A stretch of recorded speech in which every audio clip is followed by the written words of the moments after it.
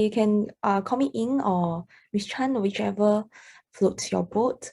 All right, so I'll go through the topical revision first. For topical revisions, I'll touch on market failure. Usually market failure is quite straightforward, and I will attempt questions as well.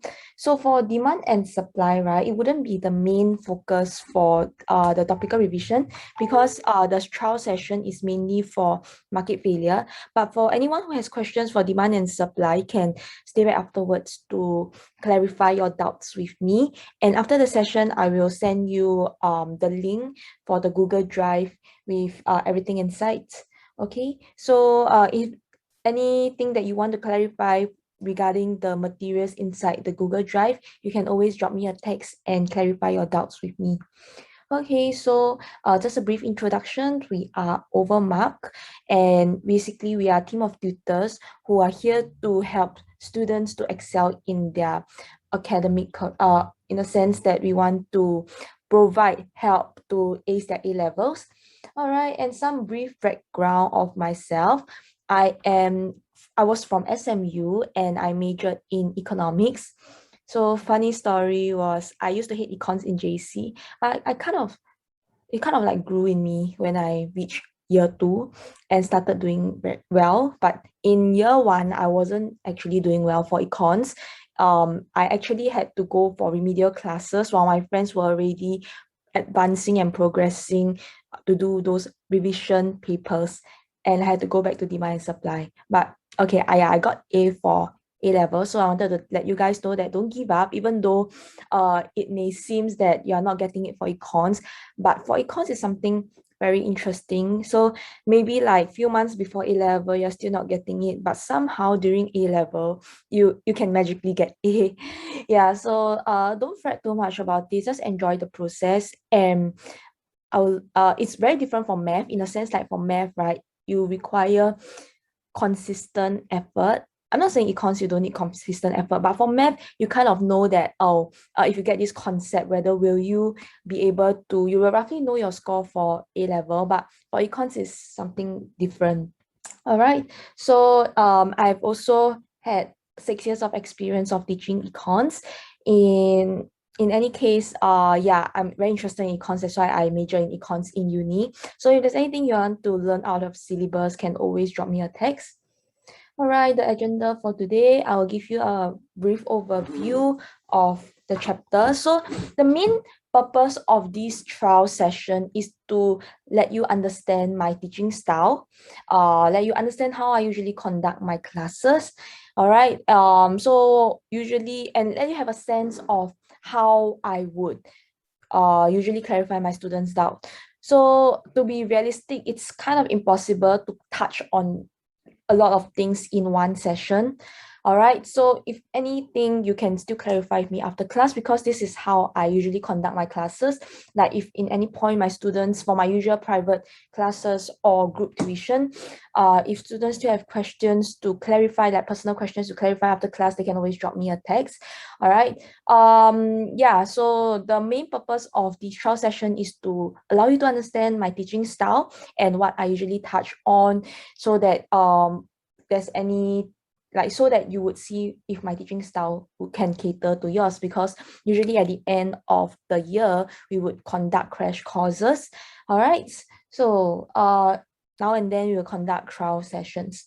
Okay, so at any point in time, if you have any questions, you can always type your questions down in the chat, and usually I will address them after the class, or if it happens to be something related to what I'm talking at that point in time, I will stop and explain as well. So it depends on the questions as well. Okay, yeah.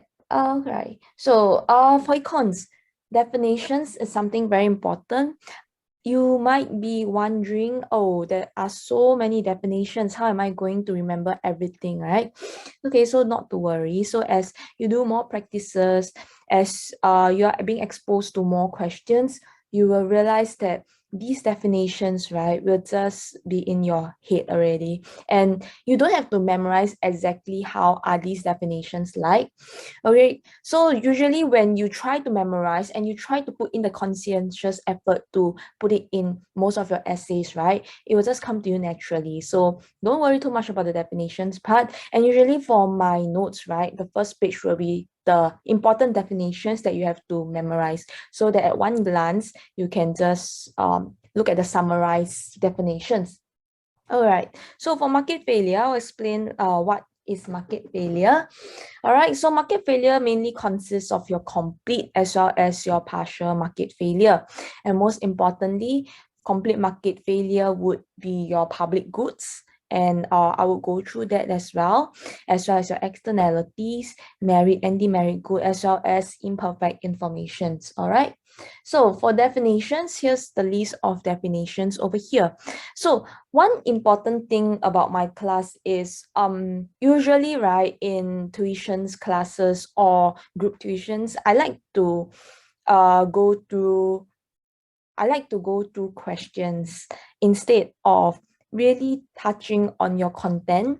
Okay, so for content, I would usually take like 1 or 2 sessions to explain to you. But at the same time, my focus is more on practicing questions, because something for econs is that students used to have this misconception that, oh, I know my content, I confirm can score well for econs, but that's actually not the case.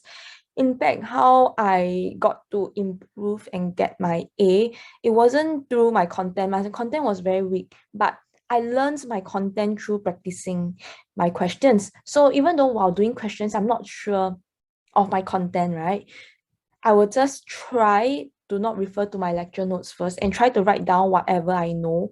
And afterwards, when I compare with my answer key, I would know that which part of my content I'm not sure of. Then I will go back and read it. Because when you spend too much time on your content, you will not be able to remember everything. And that's where during exams, right, you're not able to apply. So I would say that this is one of the most important technique of econs. It's not about just drowning yourself with content. It's not about reading the lecture notes, because based on past trends and how I saw my students studying, this is the least effective method. So right now, if you are just reading content before your exams, you know what to do. Yeah, it's not about writing all your notes down. It's really about practicing. Okay, so your goal before the A levels is to be exposed to as many questions as possible.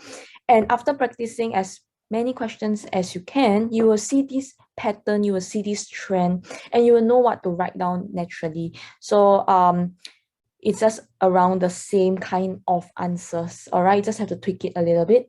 So over here, definitions page, just can take a look at it. I will send you this file afterwards. All right, you can memorize them or you can try to understand them. All right, so the main focus of this lecture is the technique on how to study econs.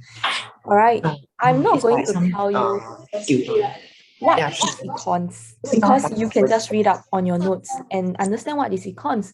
But my job here is to tell you how to make use of your content here and really understand and score for econs. All right, so maybe some of you may think that whatever I'm talking here is not very relevant to the content, but content wise, you can always look it up on your lecture notes and understand it. But I would have to tell you how are you going to use those content and apply it to your questions. And this is where my questions will come in later and teach you how to tackle these questions based on the contents I have given you over here. So true enough, I do have content over here, all the summarized contents over here. I'll be touching on important points, and so that you guys, maybe some of you don't remember market failure content. So this is more like a recap session. And then later on, I will move on to tackling the questions. All right. All right. So what is market failure? So your market fails when allocative inefficiency, productive inefficiency, and inequity is achieved. All right. So allocative inefficiency, as the name suggests, it fails to allocate resources efficiently. So whenever we say allocative inefficiency, right, there's always a dead weight loss incurred. Okay, and that's happens because there's either an overconsumption or underconsumptions of your goods and services. All right. So your complete market failures occurs when some of your goods and services, right, they are not being produced at all. Because why? They are public goods. And why is it that what is it about public goods that causes your producers not wanting to produce this good? All right, there are two main factors. It's because public goods, they are non-excludable and non-virus. All right, we will zoom into this later on. So every steps that you talk about, there's actually a reason and link behind it. So now we focus on allocative inefficiency. It occurs when there's underproduction or overconsumption, or underproduction consumption, overproduction consumption. All right, this is where your divergence of your market failure comes in. All good so far? Any questions? If no questions, I will just move on now. All right, so in this case, right, this is where your society's point of view of that good is wrong already. All right, that's where allocative inefficiency comes in. So at least for your partial market failure, right, you still can focus on your under production consumption. All right, but for your complete market failure, it's like you don't even get to experience this because the goods are not being produced at all. Okay, so next, for your productive inefficiency, it is when your producers, they are not using the most cost efficient production of method. So they are not trying to help to save costs. So in econs, right, when your producers produces something, when they try to produce something, they are not putting in effort to lower the cost of production. It means that these high cost of production will be passed on to your consumers, correct? So in this case, right, your society, they are not being able to enjoy the best. So this is to put it in layman's term. Okay, so in this case, right, when your firms, they are perfectly competitive and they do not, and they produce the, and they don't produce the lowest cost of production, right? This is where your productive inefficiency comes in. So whenever you think of productive inefficiency, just think of it as, oh, the company is not trying to find ways to produce at the least cost efficient method. Okay, so for inequity, right, it's mainly due to the rich and poor. It's mainly the discrepancy between the rich and poor, between the consumers and producers, between the profitable and less profitable. All right, so this inequity, it's being learned in the previous chapter. So why do I say rich and poor? Because, right, sometimes when market fails, it means that your poor, they are not being, they don't have the advantage to enjoy these goods, basic necessities. They are being excluded out. So because they don't have the accessibility and ability to pay. So this is where the discrepancy, the gap between your rich and poor consumers comes in. All right, so for consumers and producers, right, they actually use their monopoly. So why do I say consumers and producers? Because your producers, they are usually your business owners, correct? So I think some of you have not learned about market structure yet, so I will not go too deep into it. So basically what monopoly means, right, over here,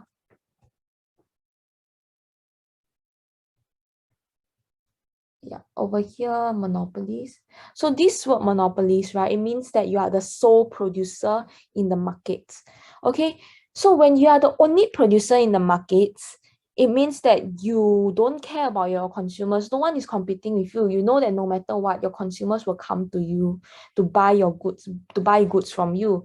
Then you will purposely exploit them, right? You purposely set price significantly higher than how much it should cost. Okay, so in this case, your consumers, they are at loss.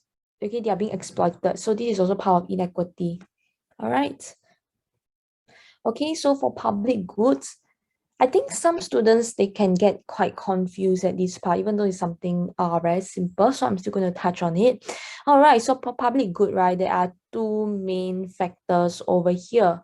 So for your public good, it just means that two factors, very important factors. They are non-excludable and non-rivalrous. All right. So when I say a good is non-excludable, it means that it's actually very expensive to prevent a consumer from enjoying this good. Okay. Because right, in this case, maybe if let's say today you walk on the street, you are using the light. Can I say, oh, you didn't pay, so you cannot walk along the street? No, right? Am I going to hire someone to stand along the street to say you cannot use the light here, you walk the other side where there are no street lamps? It's not wise, it's not very wise, because I need to hire so many people to come and see, oh, who paid and who can walk under the light, who cannot walk under the light, you know? So this is what it means by it's really expensive to exclude these people from enjoying the goods. Okay. All right, your national defense as well. So does it mean that if I'm not going to pay for my national defense during a war, I'm not getting protected?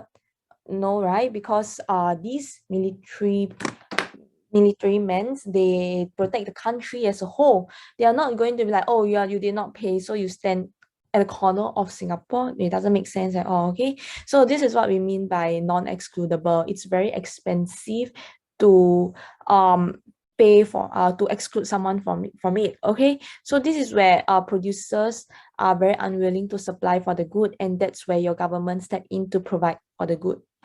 Okay, so next, when I say something is non-vivorous, it means that, okay, today I go to the garden, I smell my flower. Do you think the next person who smell the same flower will get to enjoy lesser smell? All right, so if it's a no, then it's non-vivorous. Okay, it means that the benefits enjoyed from a goods are not being depleted by another user.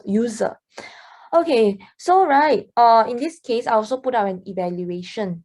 So what does it mean? Evaluation is like your thought-provoking thinking. Okay, so it's actually difficult to accurately estimate how much public good to provide, because not everyone knows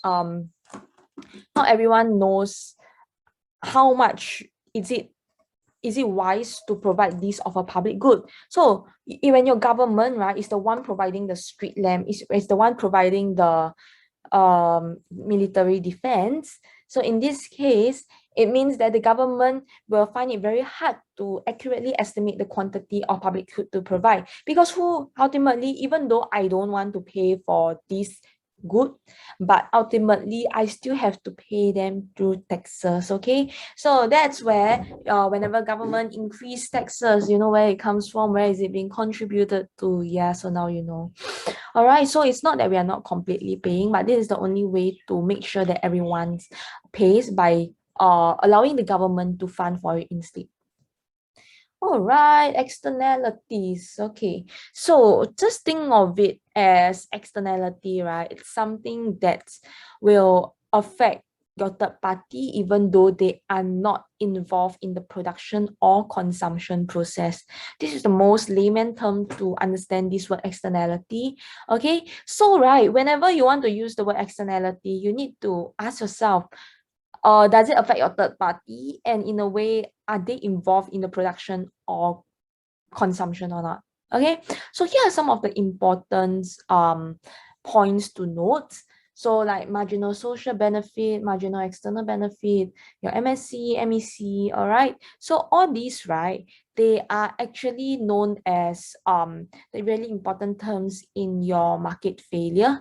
So in a sense, right, your externalities, they are actually not accounted for by your price mechanism. So these highlighted in red, please go back and memorize, understand, and also know your total MSC, what are they being consisted of. Okay, so that when you shift your graphs, you will know how to explain it. So over here, your MEC, they are mainly your additional costs imposed, okay, by the production or consumption of the additional unit of goods on your third party. So anything that has externality inside, right, it's just how it affects your third party. Always remember third party, okay? So next. All right. So for market failure, it's actually quite simple in the sense that you get to really understand how the steps involved. Okay, so for different school, they have different steps involved over here. So some schools they have like 6 steps, some schools they have 7 steps, but it's after all it's the same.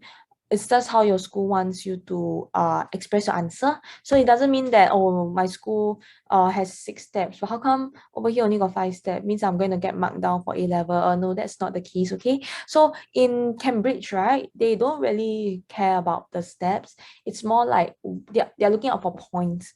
Okay, so usually step 1, I will ask my student to define externality. Okay, this will try to apply it later on during our practice. So I would also make sure that they know how to draw the graph for negative externalities. Okay, so over here, I will just explain how do you draw the graph for your externalities.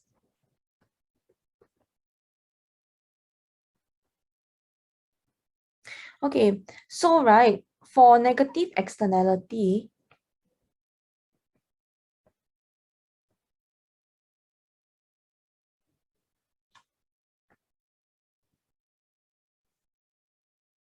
okay, so because you know it is a negative externality, it depends on what you want to talk about. Okay, so over here, when you are talking about something negative, it is a cost, correct? So your cost curve should be the one moving.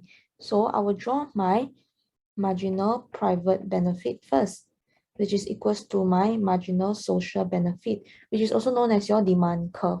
Okay, so in this case, right, it means that my cost right now is not at the MSC level. So this is my MPC, which is known as my supply curve. So the reason why, right, there is a divergence is because of these externalities. So there is an overconsumption over here. All right. So this divergence, right, is also known as your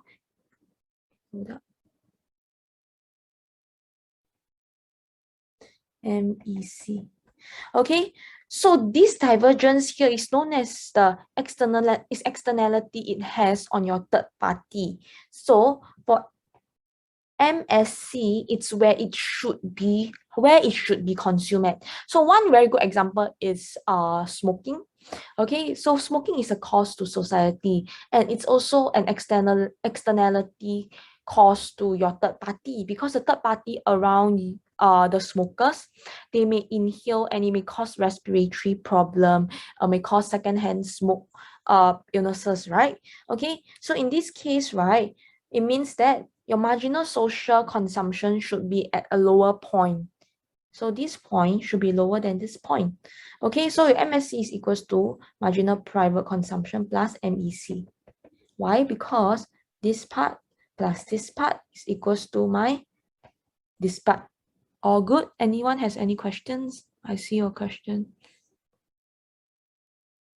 Okay, so how come MEC is increasing? Is it mine? Right. Okay, how come MEC is increasing? I thought MPC.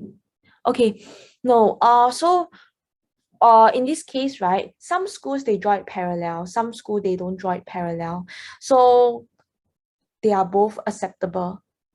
Okay, so right, for MEC, it's not that MEC is increasing. MEC is not increasing, it's just a divergence. So how do we see this graph? Is imagine that now you are looking at a smoker point of view. So in society, right, you are consuming at this level.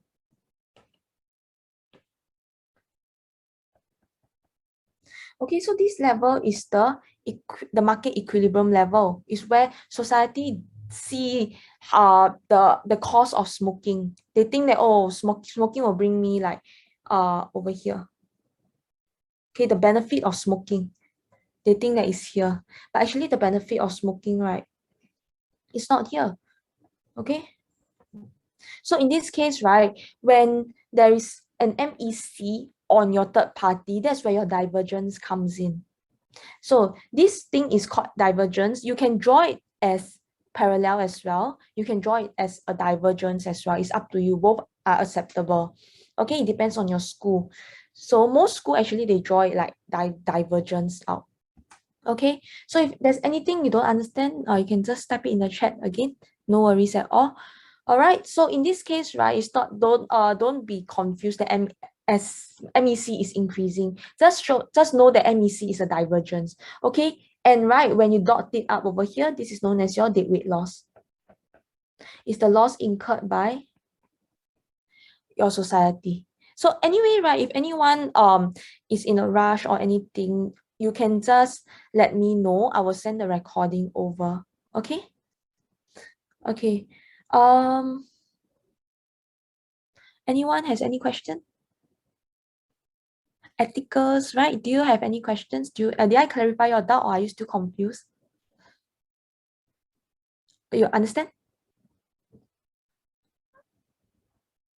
Okay. So I will just move on first. Later, I will go through with the questions. Okay. So always remember there's a divergence. So first and foremost, oh yeah, no worries. You can just continue to draw parallel. It's the same thing. Okay. So right, always understand that what you are trying to draw, if you want to draw negative externality, you are shifting your cost curve. And negative externality, it's in overproduction, right? Which means that now society is consuming at this level. But in fact, this is how the socially optimal level should be at. Okay, and this is your deadweight loss incurred. So that's why government must reduce this gap so that it will continue to shift back to QS level. Okay, so not to worry about this. When you practice your questions, you will understand better. All right, so I've put up policies as well. Like what are the policies there to tackle the negative externalities? Okay, so in this case, policies are quite straightforward. Yeah, so policies are quite straightforward. So usually we use taxes, marketable permits, like we know that there are pollutions, direct provisions, legislation, regulation, public education.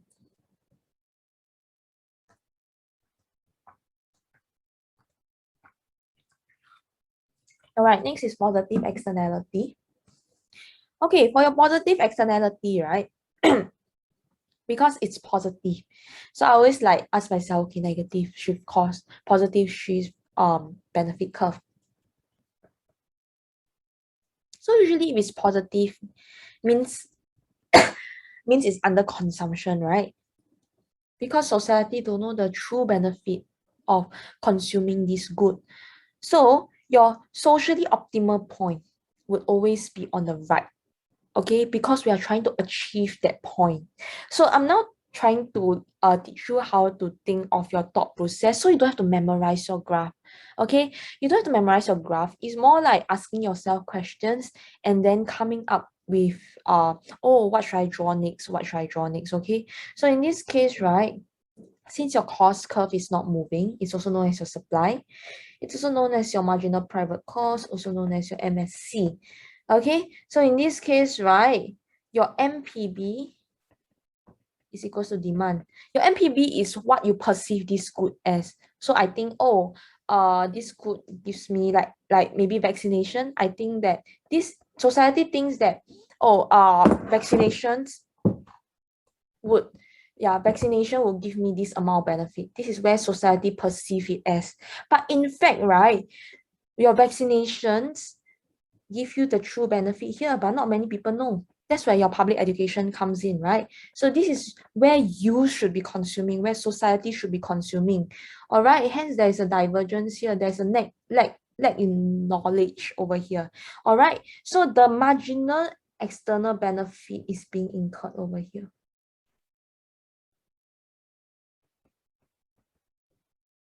Okay, so right, this whole thing here, the area under your benefit curve,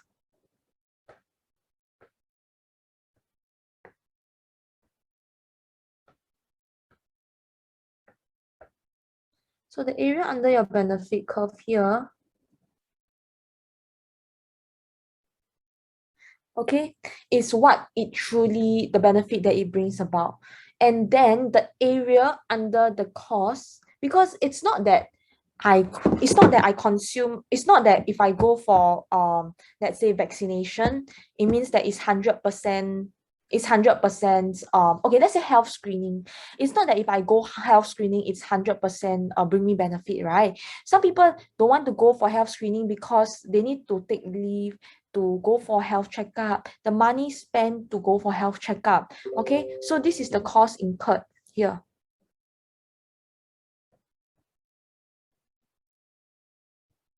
Okay, so you can see, right, the cost that it brings about going for health screening is lesser than the benefit. So this area over here, when your benefit minus cost, right, there's still an extra benefit, right, over here, the green triangle part. Okay, so this is the benefit that could have been enjoyed by your society, but because of the lack of knowledge, the lack of education, they are missing out on this benefit, and that's where we call it the deadweight loss. Okay, the welfare lost by society, because this is the benefit that they could have enjoyed. Okay, so this is where your deadweight loss explanation comes in. All right, over here, anyone has any questions? No. Thank you for the thumbs up, so I know I can move on. Okay, so for the policies, policies for positive externalities. All right, so I know that some people think that, oh, I know about all these graphs, like maybe it's not very informative, like why is she explaining this to me again? I think market failure is easy. I don't even know all these graphs. Okay, yeah, I understand market failure used to be the easiest chapter for me, but I think for some students it can still be quite a challenge, because like maybe to them they need to memorize the graph, they just memorize and vomit. Okay, but I would say that this is not the most effective way of studying. So over here I'm just trying to like bring my point across. How can you understand market failure easier, better understand market failure? Okay, so probably all these, like when you read through your lecture note, you'll be like, oh, so easy, I can understand, etc, right? So to clarify, my job here is not to teach you things that you don't understand, because I'm not sure every one of you have different level of understanding. So it's very hard to gauge and touch on the most difficult topics. So I would say that I am here to explain to you the most basic part, and then we will lead on to the build up, and more like to show you my style of teaching. Okay, so if any advanced questions you want to ask me after class, you can always feel free to let me know, or you can drop me a WhatsApp text. Anything is fine. Okay, all right, so for demerit goods over here. Okay, so something about your demerit goods, right? It's also mainly involves in, some people will get very confused. Also, what's the difference between like my demerit goods and my negative externalities in consumption? Okay, so that's where for other people, right, the demerit goods actually would involve in the perceived and the non-perceived benefit. Okay, so this is where we usually draw our parallel lines here. Okay, everyone, okay? Okay, so this is where we usually draw our parallel. Hi, can you still hear me actually? Okay, so this is where we usually draw our parallel lines over here. So over here, when we're talking about demerit goods, right, we can use smoking as an example again. So, oh, sorry, I'm not sure why. I muted it already, but the sound keep coming up. Okay, give me a moment. Okay, so in this case, right, when we are talking about your negative externalities, we are, give me a moment. Okay, so when we're talking about negative externalities, right, we are talking about, let's say, smoking. So for smoking, some people would see as a demerit good because of the imperfect information that it has over here. So they don't know like, oh, actually smoking can cause lung cancer. They don't know that, oh, actually smoking is not very good for my health. I thought like maybe I'll cause respiratory problem only. Okay, or maybe like to them, if I buy cigarette, it's just the cost of paying the cigarette pack. Okay, but actually smoking, it brings a lot of harmful health effects, but these smokers do not know what are the exact harmful health effects. So this is where your perceived and your true benefits comes in. There's a difference. Okay, so right in this case, when your supply, where is the sound coming? Okay, so um when your supply curve and your marginal benefit is very different, right? That's where the difference in your perceived knowledge comes in. So when we are talking about your negative externality, it's the same thing as well. We are over here shifting your benefit curve. Why? Because right, it's from your consumer point of view. Okay, that's where they see their benefit. So over here, we are always drawing the parallel line. So their perceived benefit is here.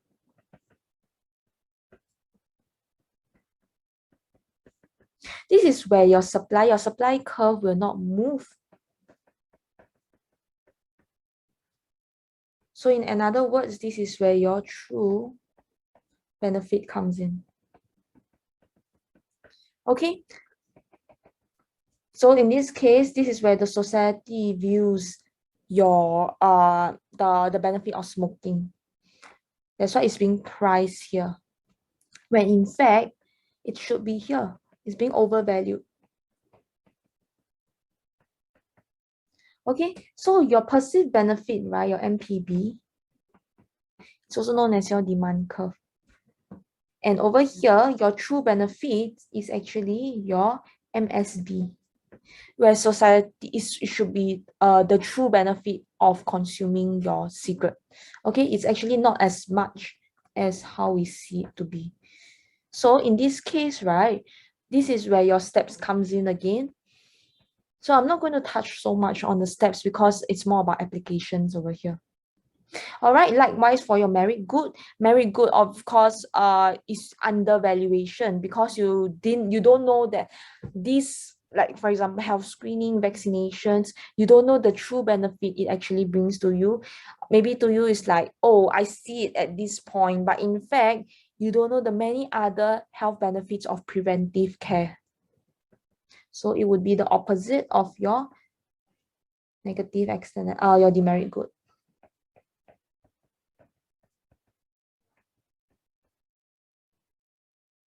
So this is true benefit. Okay, it's always higher than what you perceive it to be.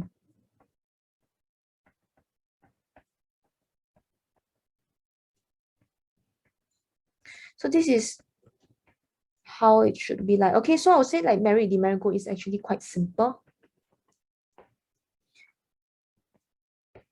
So P star means how it should be priced at. Okay, next, imperfect market. Okay, so for imperfect market, right, it's mainly your moral hazard, your adverse selections, which I will touch on for our questions instead. Okay, so can you guys take quite a bit of time to read this question first?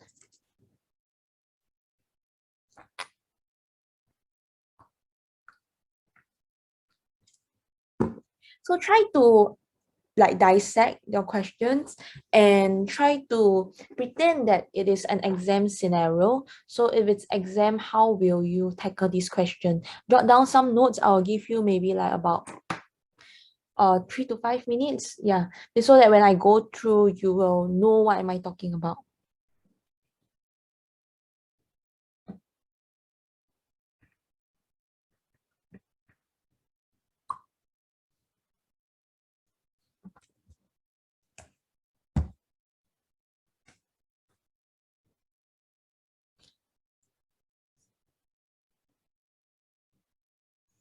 Yeah, co-payment. Yeah, correct.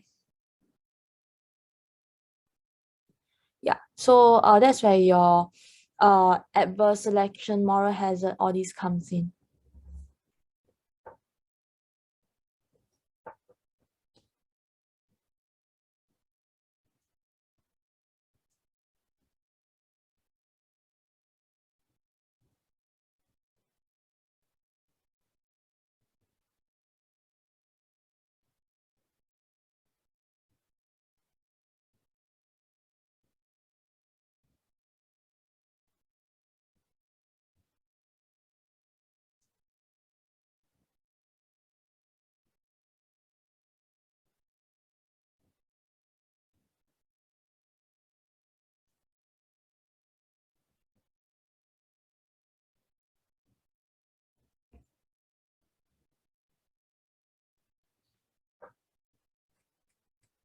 Oh, this is J1 content. I'm not this is J1 content, or maybe is your school touching on macro now?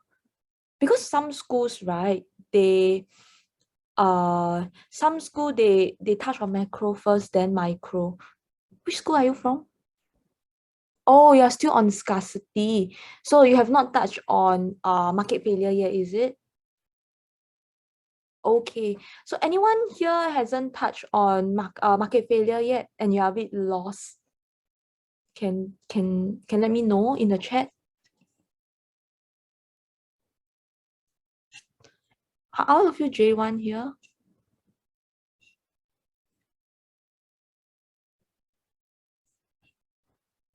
Oh, thumbs up means what? Sorry. Like, are you have you touched on market failure? Yes. Okay. Or not touch on market failure yet. Okay, so do you guys want me to touch on demand and supply now? Or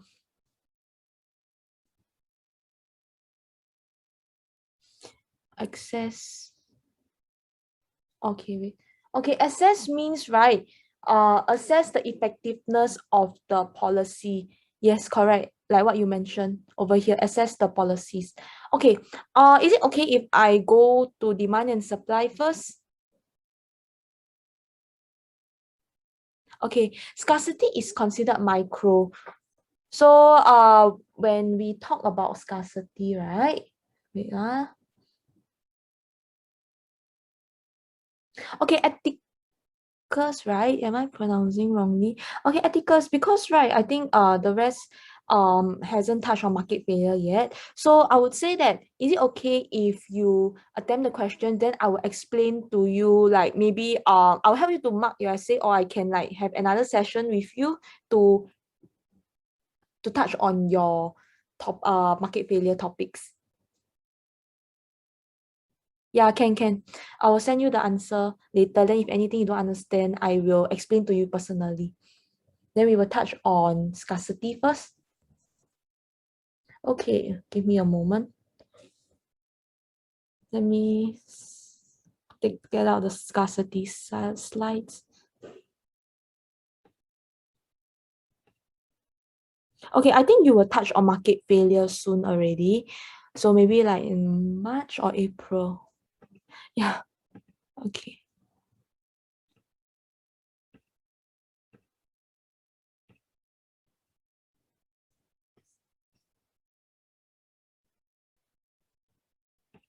Give me a moment.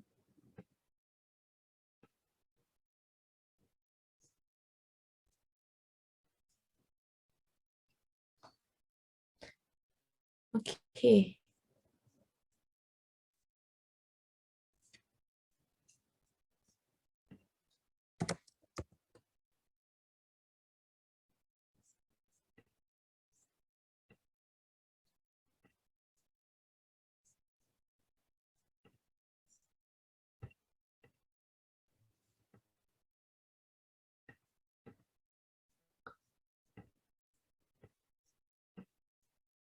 1 minute. I will import the slides over. I'll send you guys the slides after class.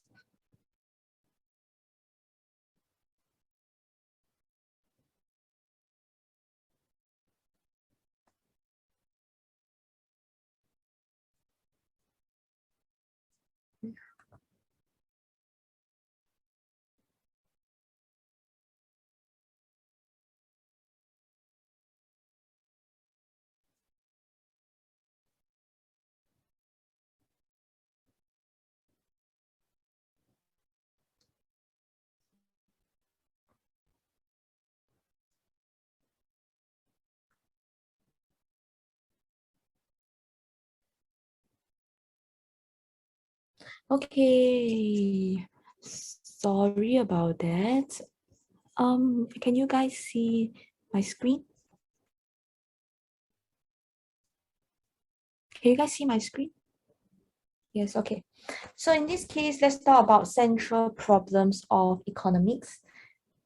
Okay, so in this case, right, for central problem economics, usually in A-level, it wouldn't come out like as a question by itself, but it's important because in case studies, it's quite important to know the concept of scarcity. Okay, so for some people, right, they may feel that scarcity is easy lah, don't need to care, but that's where your fundamentals comes in.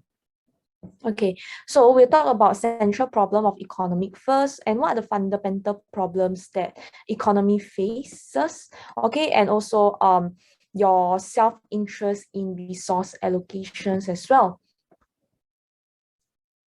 Okay, when we talk about scarcity, right, it means that there are limited resources available and we are not able to satisfy your human wants. So in this case, you see, today if you want an iPhone, your father bought you an iPhone, will you be satisfied forever? Like you want to use it forever? No, right? Humans wants are unlimited.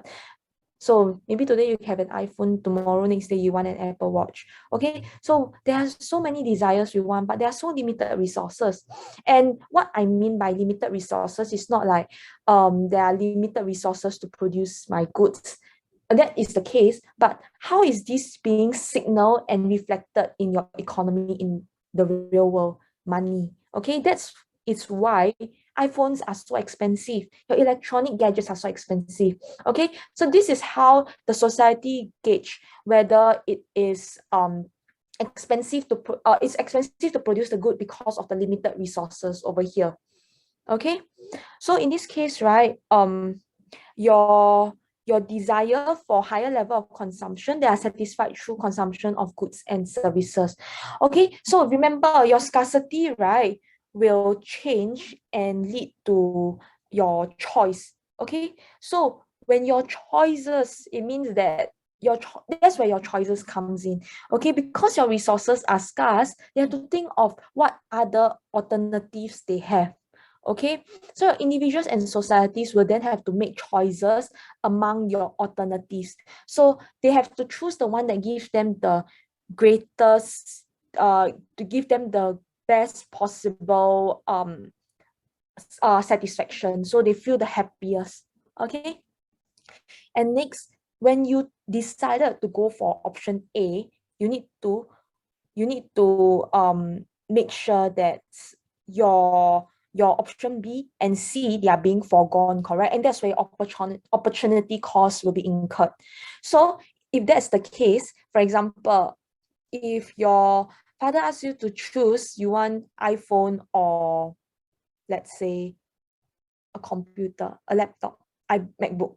Okay, so if let's say you chose iPhone and the opportunity cost foregone is the benefit laptop could have brought you to allow you to do PowerPoint slides in school. Okay, so this is what I mean by opportunity cost. When you choose A, you will incur cost for choosing A, which is the benefit which B can bring you about. Okay, so far anyone don't understand this? So whenever you want to think of scarcity, it always starts off with scarcity. It leads to you making the next choice, and then when you have to choose one choice, right, you cannot choose everything, right? Okay, that's where choices comes in life, and that's where your opportunity costs are being incurred over here. Okay, so it's important to know what you mean by economic agents. So when we say economic agents, right, in society, because sometimes when you do essays, they will always use this term called economic agents. So economic agents consist of your consumers, producers, and resource owner. So to understand that resource owners, they're actually different from your producers, all right?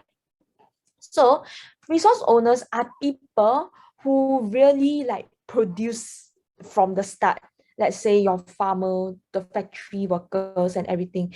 The producers are the one that sell the goods in the mall. Okay. So producers, their goal, right, is to generate as much profit as they can with the amount of expenditure they spend on the resources. So they try to make it as a net profit. That's their goal, right? That's why they come market their goods, they do advertising, all this. Okay, resource owners, right, their aim is to maximize the factor income on the unit of factors that they own. So what do I mean by this? Their aim is to make sure that they are able, for example, a farmer wants to farm their goods, right? They want to farm their plants and everything. So they want to make sure that their land space can make the maximum use such that they can produce the most amount of crops so that they can sell. Sorry. Okay, whereby your consumers, their aim is to get the maximum satisfaction. Remember just now I talked about choice. So you realize that your econs, right, everything is linked. Okay, it's linked from the previous page. So when I talk about choice, of course I want to choose the one that makes me the happiest, right? Chocolate or ice cream. I think ice cream can make me happier, so I chose ice cream.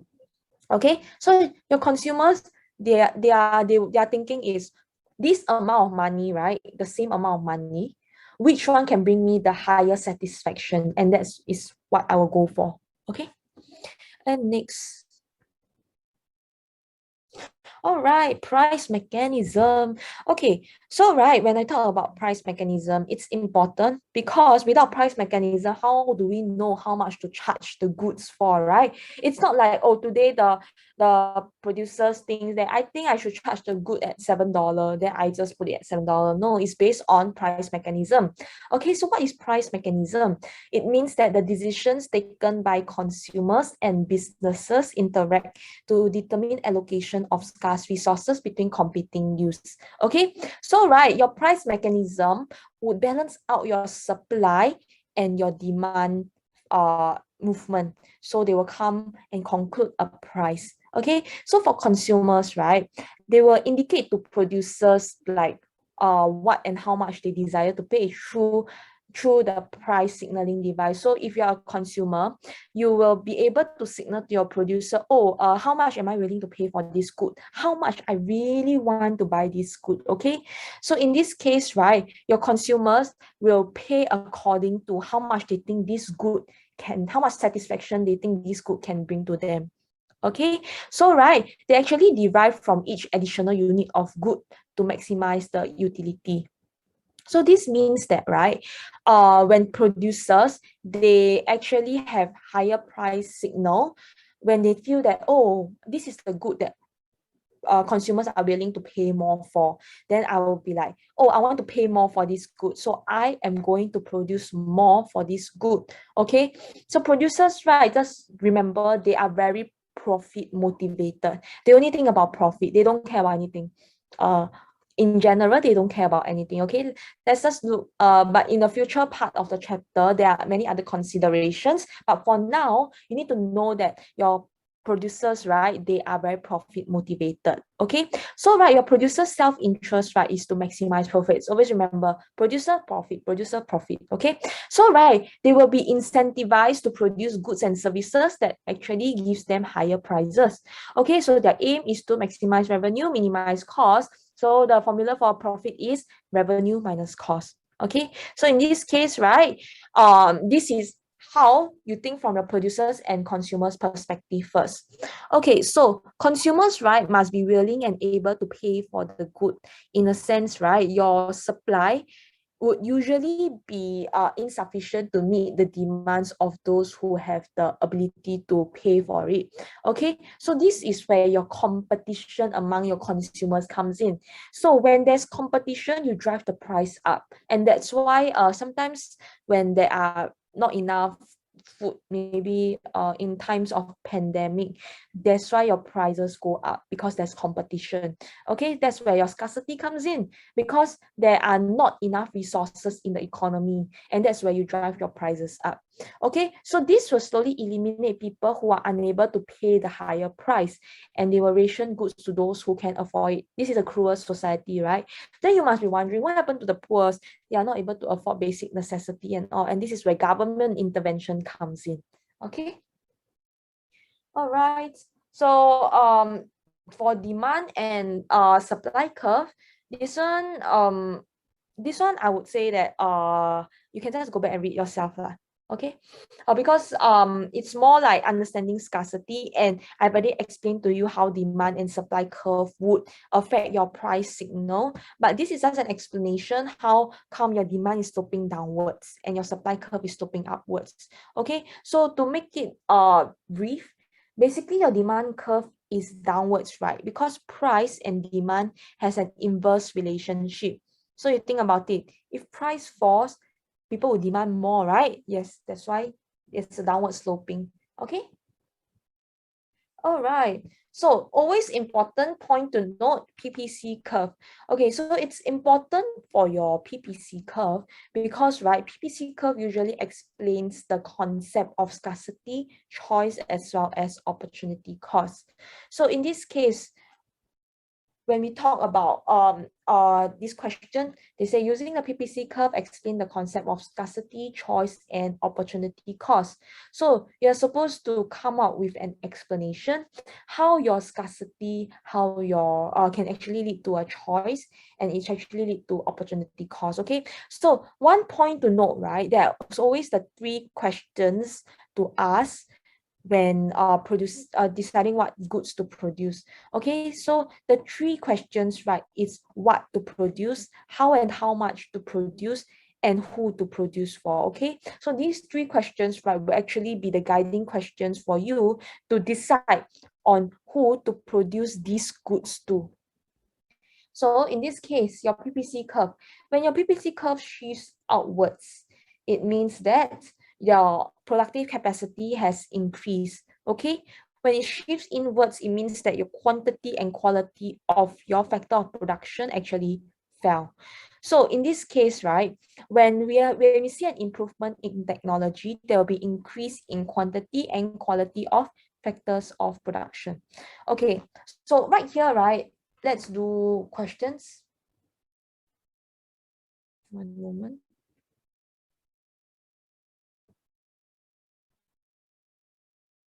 We can do questions on scarcity.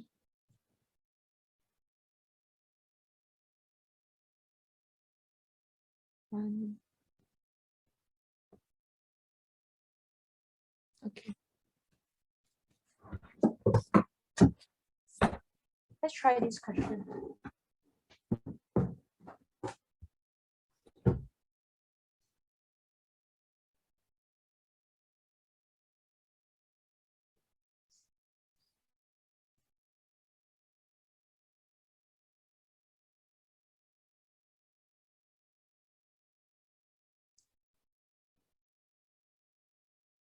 Hold on a minute. You guys can take a 2 minutes break. Let me get the questions out first because I didn't know I was going to go through scarcity today. Thought it would be demand and supply at least. So again, let's go for a 2 minutes break.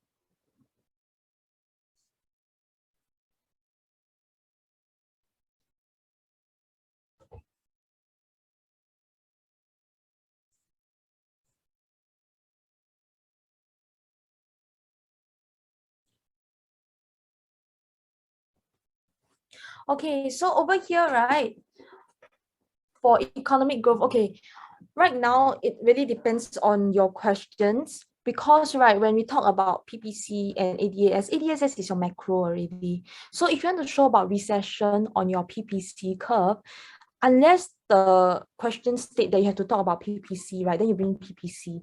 All right, and otherwise if the question talk about economic growth, usually we use ADAS to talk about recession to demonstrate the economic growth.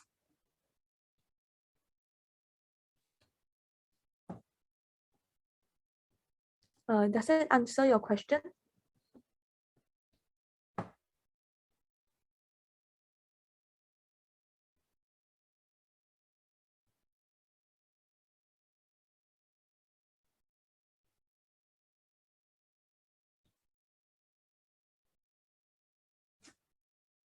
Or are you confused?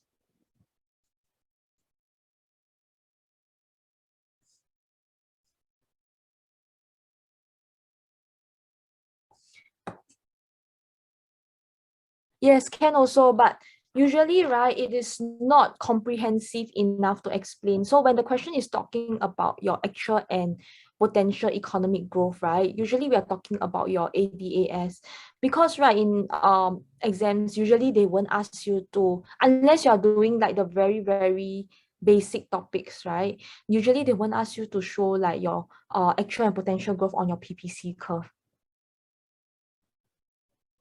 Usually 80% of the time, right, you need to draw ADAS for actual and potential economic growth. So if you want to show through PPC can, but it really depends on what the question is asking about. If the question wants you to show about ADAS, right, then you talk about PPC, and then you're losing marks over there already. Because PPC is the most basic part of your econs question. So if you want to show PPC curve, unless the question specifically mentioned about how the PPC curve allocate its resources and in times of actual and potential economic growth, then that's where you bring your PPC curve.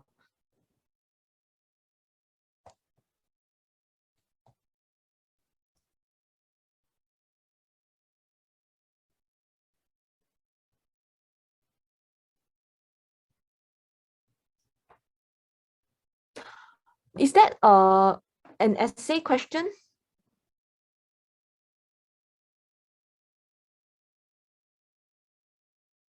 Oh, CSQ. CSQ is different story. Yes, CSQ can.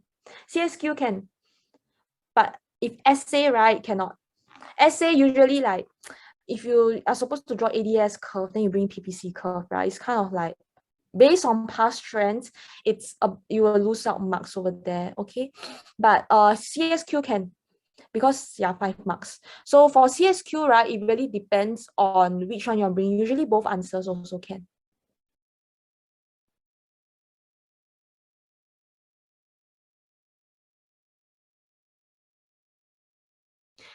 Oh, no worries. I will do up a Google Drive and then I will send you the Google link. So in that, yeah.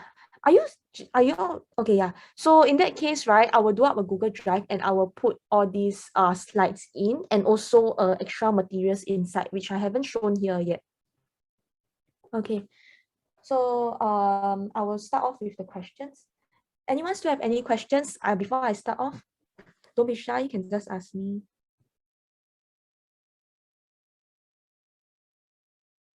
Yes, I'll send the link in the Telegram chat.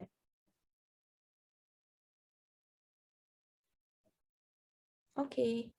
Okay. So over here, we're going to do this question. Explain how the price mechanism allocate scarce resources in a market economy. Okay. So usually, right, I would say that you need some time to plan your essay. So can you take about like a few minutes to plan this essay? What will you write inside? And what are the points that you will bring in? Just a brief point so that when I go through with you, right, you won't be so lost and you will know whether you hit the points or not. And you know what you don't know.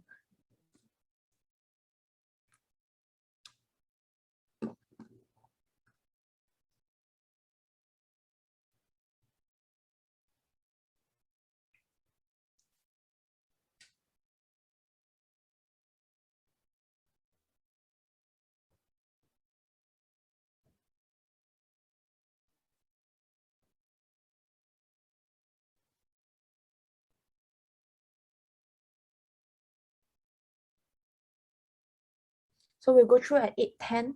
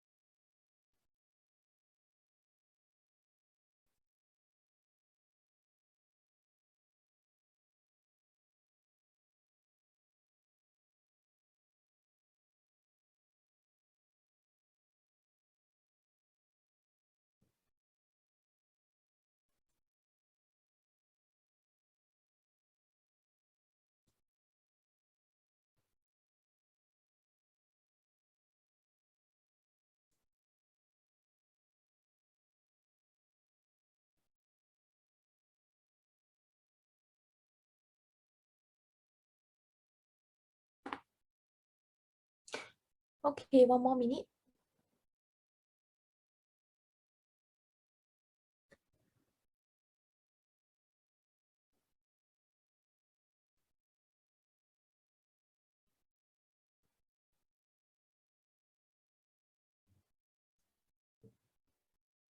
All right, so far anyone has any questions to clarify before I start off with the answers? Anyway, if you're in a rush, can let me know. I will be sending the recording as well.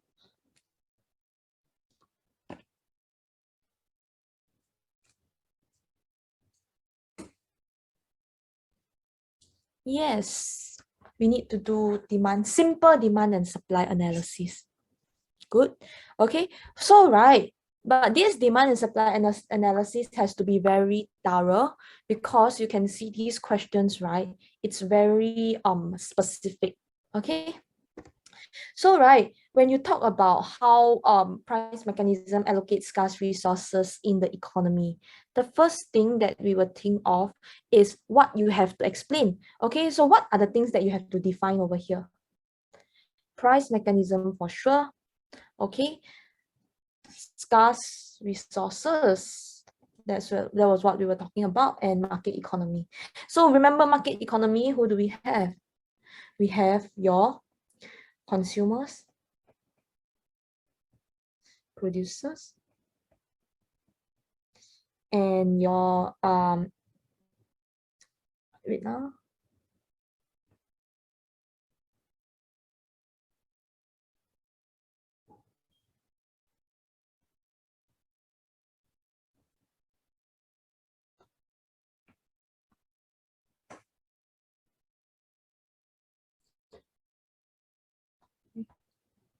Okay, resource owner. Okay, I'm trying to use the exact term so you won't be confused. Okay, so consumers, producers, and resource owners. So you also have to explain what is your scarce resources. So scarce resource is when there are unlimited, where there are limited resources but unlimited humans wants. Okay, and define your price mechanism. Okay, so over here, what is your price mechanism? Price mechanism is actually the interaction of markets, demand and supply, in determining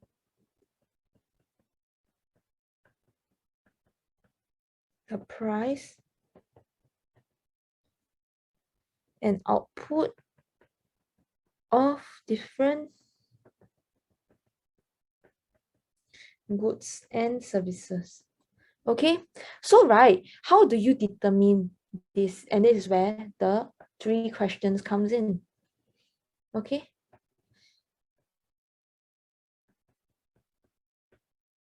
so it's being determined through the workings of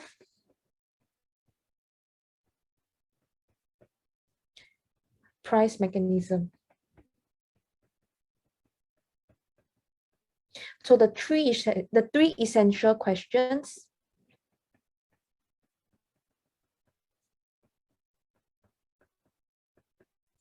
they are mainly the what to produce,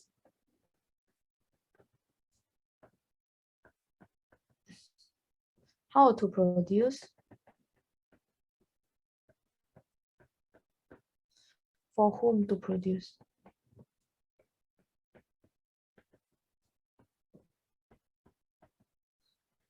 Okay, so in this case, when we are doing our introduction, so one thing very important, must talk about introduction. Introduction is usually where your definitions comes in. Okay, so you define what is a free market economy.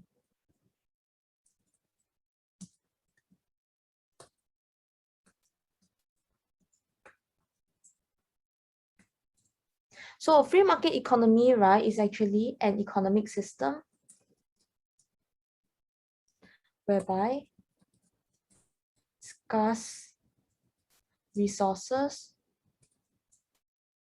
is allocated via price mechanism. Okay, so you define price mechanism is the, like what I mentioned just now, interaction of market demand and market supply in determining the price and output of different goods and services. Okay, so right, like what I mentioned just now, so usually this is how you plan your essay. You roughly know what you want to talk about so that you can explain the overview. So how this price mechanism work? Through the working of price mechanism. 3 essential questions. What to, how to, and for whom to produce are addressed. Okay, so right, usually when we talk about this, we need to explain your demand and supply, correct? So in this case, right, when we talk about your demand curve, so you need to talk about your demand and supply analysis first. So let's talk about demand.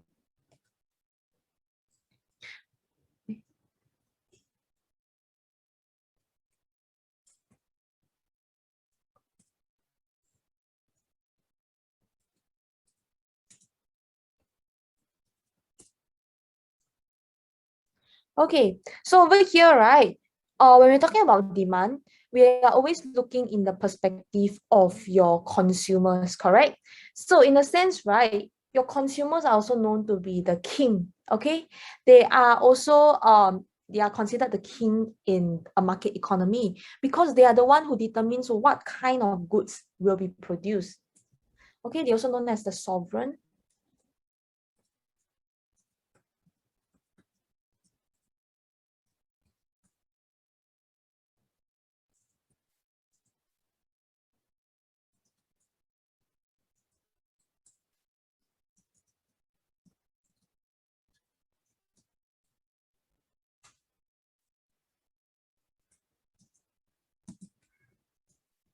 Okay, this is because producers are profit motivated. Remember, I mentioned that producers are always profit motivated. Okay, so since producers are profit motivated, right, they will only produce goods that are in demand or profitable.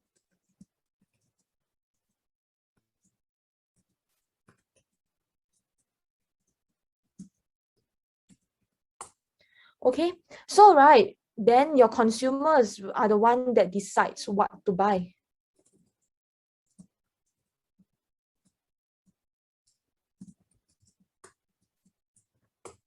Okay, so in this case, right, your demand curve will actually reflect on the self-interested consumer's decision on what to consume. Okay, so in this case, right, this demand curve will reflect how much demand and how much willingness the consumers are willing to pay for that good.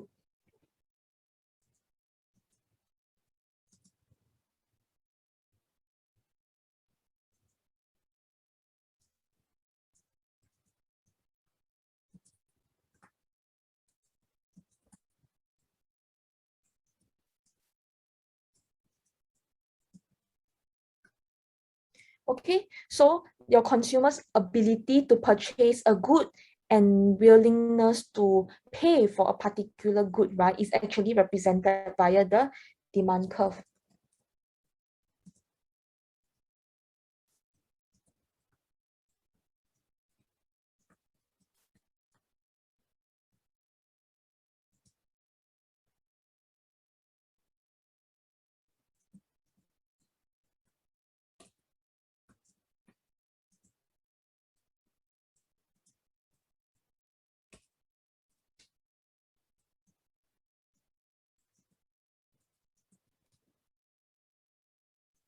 Okay, so right now you are supposed to explain or and define your demand curve. Okay, so defining demand curve.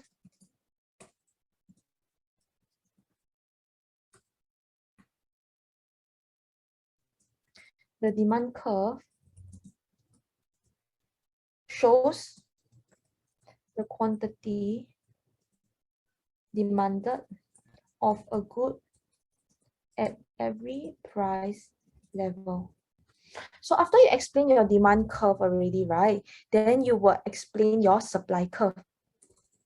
Then after body 2, you explain your supply curve. Last but not least, you'll talk about the interaction of your demand and supply curve. So when you talk about when you talk about the explanation of your demand and supply curve, right? That's where your interaction of your demand and supply curve comes in. So give it a try for supply curve. It's similar to your demand curve. Write it in point form. Maybe I'll give you 2 minutes.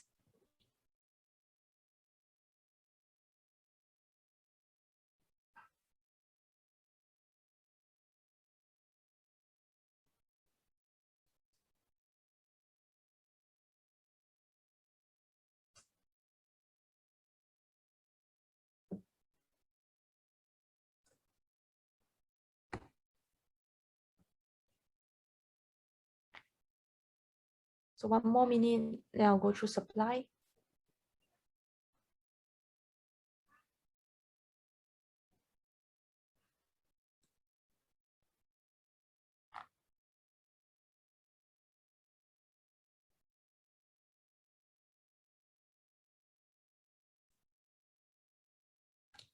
Okay, so talking about supply body 2. All right, so for supply curve, right, the profit maximizing power, okay, because your profit maximizing producers, they are actually, their decisions are being represented through the supply curve. So this is the meaning of your supply curve.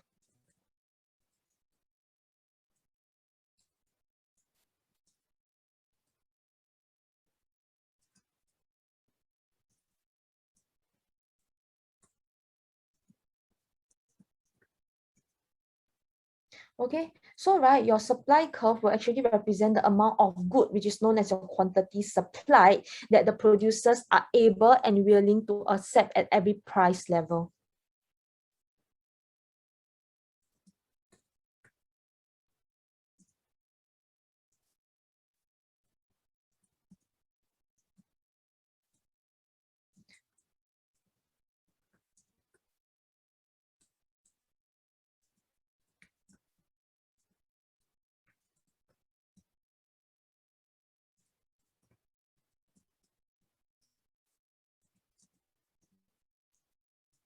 Okay, so this is where how the producers actually come out with the decision on how to set the prices accordingly.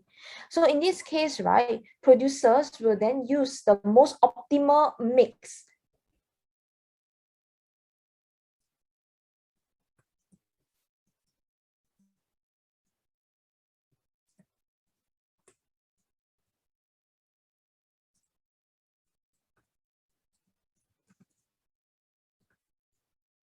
Okay, so they will use the most optimal mix of factors of production. So what do I mean by factors of production? Means like the resources needed to produce the goods. So these are known as your factors of productions, okay? So over here, when you talk about factors of productions, right, we are talking about such as labor, okay, to capital, to produce at any given output. So if labor is more abundant compared to capital. What do I mean by abundant? Abundant means like there's a lot more labor. So for example, in China, in Vietnam, they have more labor as compared to capital. Okay, so in this case, right, labor is cheaper for them. They will of course use labor to produce their goods and services so that they can lower their cost of production. Okay, so if labor is more abundant, this means that labor will be relatively cheaper. So we're using relatively because we are comparing it to capital. Capital in the economy. Okay, so to minimize cost, profits, maximizing producers will be choosing a more labor intensive method of production. Okay, so this is also known as your how to produce.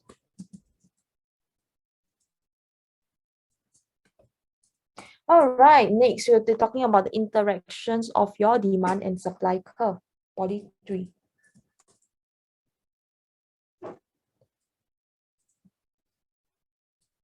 So for your interaction, because you cannot just stop at supply and demand, right? You need to sum it up. How this interaction of supply and demand would allow you to use your price mechanism to allocate your scarce resources in a market economy.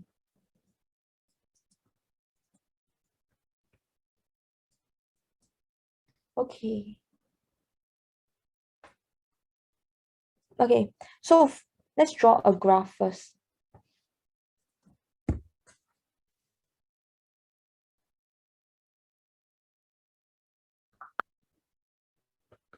Okay, so in an economy, right, there's only demand and supply.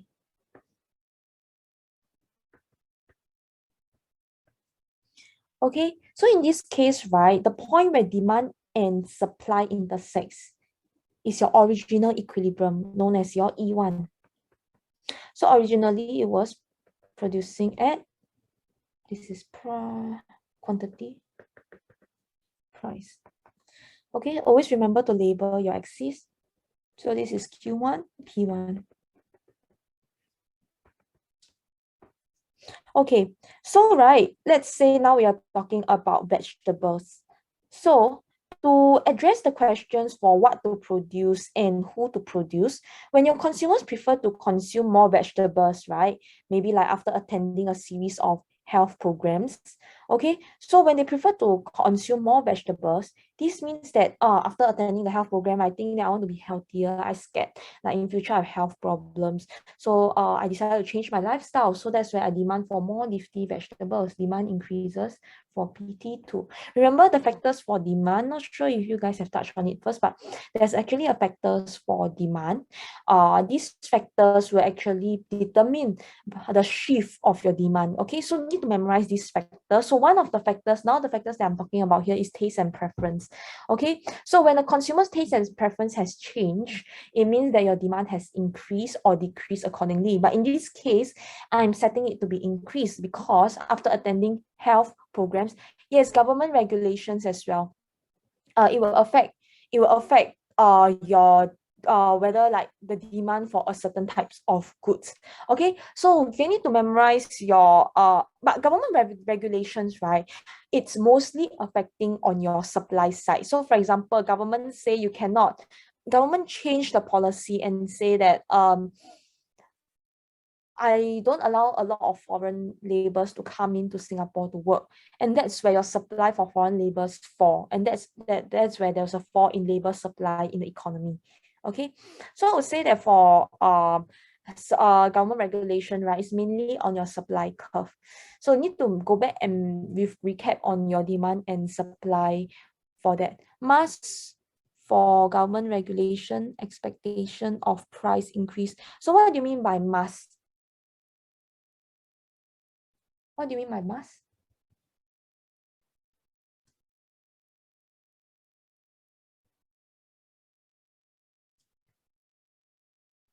So for example, now you're talking about government regulations for masks. So what is the government regulation for masks? Okay, yeah, correct. So this is where your government policies comes in over here. So that's where your demand increases because of the government regulation. They force you to wear masks. So this is where your price will increase. Price for masks will increase. So this is your demand, supply. Demand increases from D1 to D2. That's why there's a hike in price, right?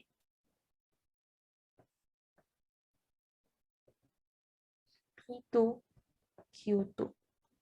Can? But in your demand and supply chapter, it's actually not that simple because there are a lot of things to consider. We are not only talking about the demand side, we need to talk about the supply side, we need to talk about the elasticity of your curve. Then we will decide how much of a price will increase. So we need to consider many different factors before we can come to a conclusion how much increase in price for mass. Can?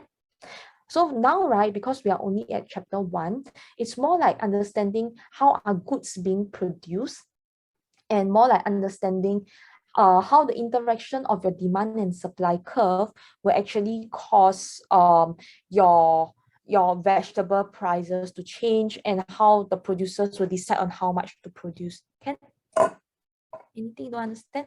Did I answer your question?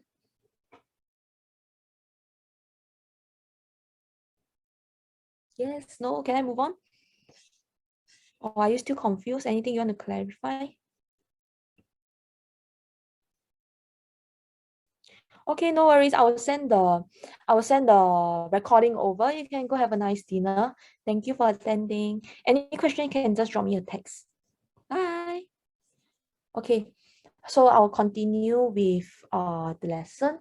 Okay, so over here, right, when we are drawing the graph, so demand actually increase. So when demand increase, right, there will be this new equilibrium price in quantity. So that's why your D1 shifted to D2, and this is where your new equilibrium over here, E2, correct? So that's where your shortage or surplus comes in.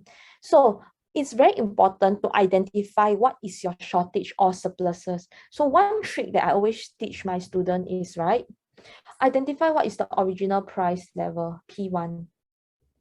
So when you dot your P1 across, when it meets the new demand curve and the original over here, okay, so you notice that your quantity demanded is more than your quantity supplied. Can you understand this? Okay, so when quantity demanded is more than quantity supplied, right? There's a shortage. Okay, so what happens when there's a shortage? When there's a shortage, right, your consumers will be very frustrated. And that's where they will bid up price in order to secure the vegetables. So in this case, right, on the other hand, your consumers very happy. They know that, oh, my consumers want this vegetable so much.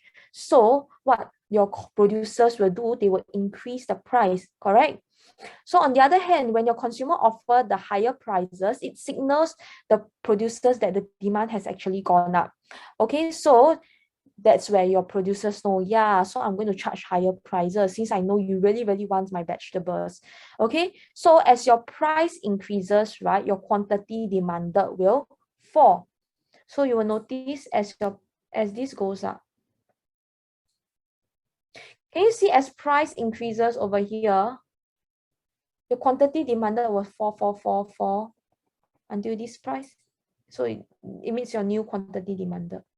Okay, so right, on the other hand, for your supply side, as quantity demanded, as prices increases, your quantity supplied will increase.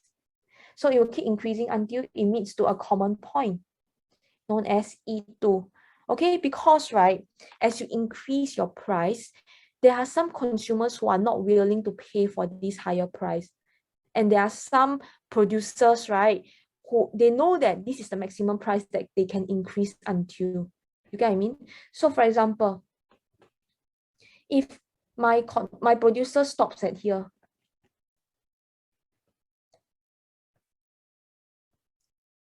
my producer is not going to stop at here because I know if I stop at here, it's not the maximum price that I can charge at. There are still consumers who are willing to pay at this price over here at P2. So they will continue to increase until they know that any further increase will lead to nobody wants to buy that good. That's where you know that's the maximum price you can charge. So far here, anyone don't understand? All good? Okay, if you understand, can just type in the group chat. Okay, so in this case, right, when you increase the price further, the reason why quantity demanded fell is because consumers feel that the price I'm going to pay, right, is not going to give me the maximum satisfaction anymore. I rather not buy the vegetable. Okay, imagine I buy one bunch of vegetable and you pay $10. I think that's not very worth anymore to eat healthily. I rather not eat healthily. I feel happier that way. So they say, never mind, I'm not going to buy vegetable. Okay, so this is how it works. So in this case, right, because the price increases, it actually exceeds your private marginal cost of production. So that is where, your producers actually benefit. Your producers find that this production is profitable. Okay, so right, prices will actually increase until your shortage is eliminated. So this price will increase until there's no more shortage anymore. So the main goal is to eliminate this shortage over here. Okay. So now I'm just explaining to you with the graph. Later I will write it out in the text format. Okay, so at this point, right, there's no tendency to change as consumers and producers. They will actually produce the quantity of vegetables they want, and the new equilibrium price is actually at P2. So this is the finalized price. So this is how the price mechanism allocate its scarce resources and decide where the new price and equilibrium quantity should be. Okay. So far, anyone don't understand anything?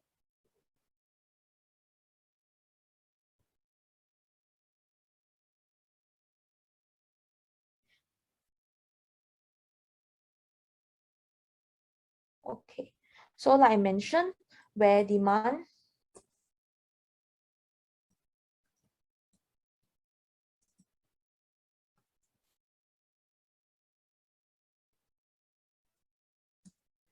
there will be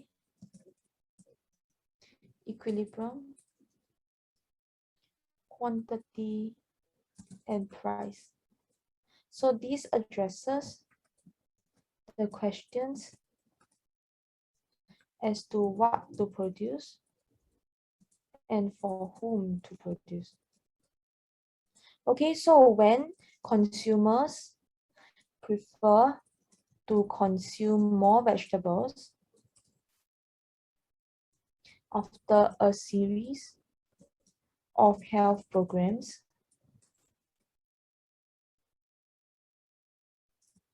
the demand for green leafy vegetables will increase. Hence, demand will shift from D1 to D2. So this is how you usually explain for your graph. Okay, so when demand increase from D1 to D2, at original, you need to identify where is the original equilibrium.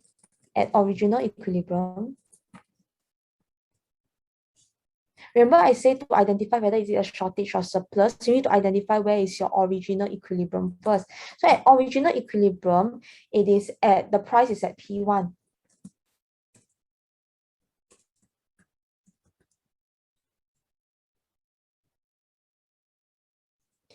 Okay, so the price at P1, you will notice that quantity demanded is more than quantity supplied. So whenever you see what is the graph that is shifting, so I know that demand is the graph that is shifting, D2, right? So D2 will always be the new demand curve. So I will see my original price where it meets the new curve. It's actually, the new curve is demand, right? So this is known as quantity demanded. And the one that was originally at the original equilibrium is your supply curve. So this is quantity supply. So that's how you know your quantity demanded is more than your quantity supply, which is also known as your shortage. Okay, so at original equilibrium, where price equals to P1, a shortage of the quantity demanded is more than quantity supply. Hence, shortage occurs.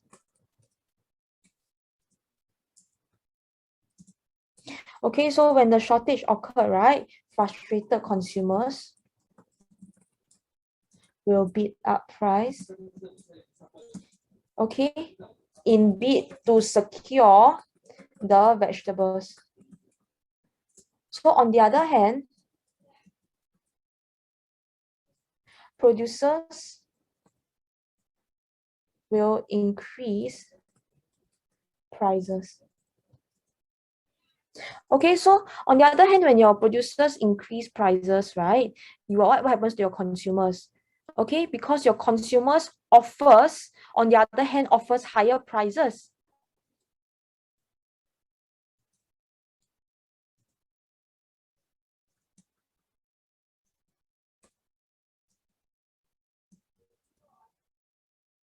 Okay, so when consumer offer higher prices, it signals the producers.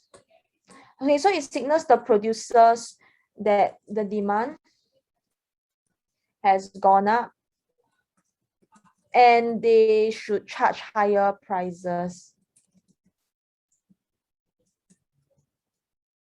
Okay, so in this case, right, because they know that consumers really, really want that vegetables, so they charge higher prices. So this is where your producers know how much more to charge. It's based on the signaling device of your consumers. Okay, so they should charge higher prices and produce more.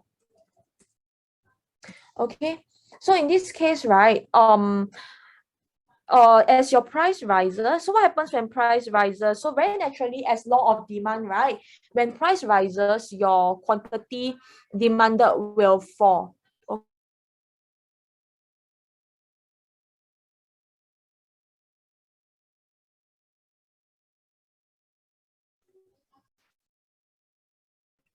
Sorry, give me a moment.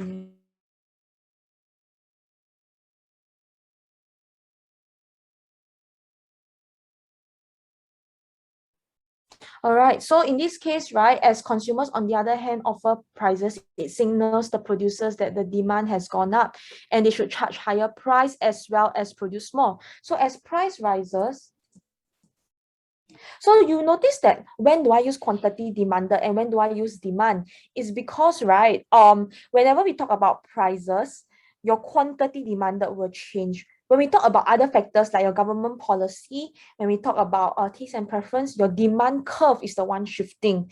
So whenever you use price, right, as your price determining factor, you must use the word quantity demanded. So as price increases, quantity demanded falls. Okay, so in this case, right, this is because you need to explain more. Price rises, it exceeds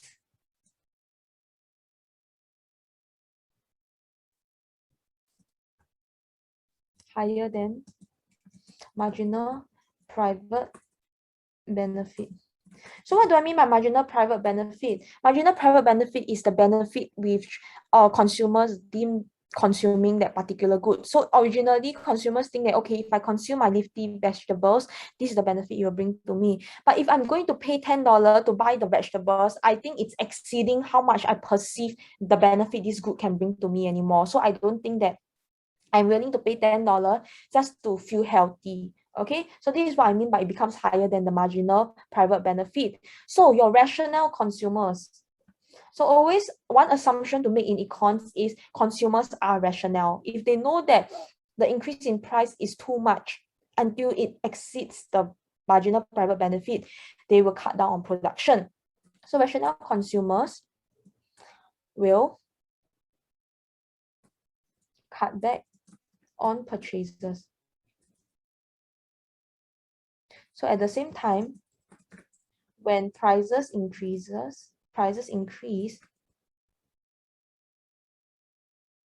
quantity supplied rises as well. Why? Because I told you producers are profit motivated. So when they know that prices increase, right, they will want to supply more. So quantity supply increase. So you notice that I use the the triggering factor price, right? That's why I use the word quantity supplied, not supply. Okay, so when quantities, so you notice that as quantity supply increase over here, quantity demanded falls over here. This is where you meet a middle point known as your new equilibrium. So at the same time, when prices increases, quantity supply rises as well, because when price rises, so whenever you make a statement, you explain more about it.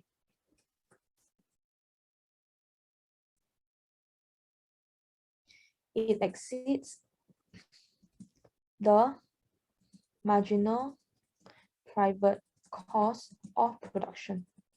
So remember I said producers are profit motivated. So I know that the higher price that it goes to, right, the more I produce, the more it can cover my cost of production. That's why I'm very willing to produce more. That's why my quantity supply increase, because I want to earn that money now that I can charge at a higher price.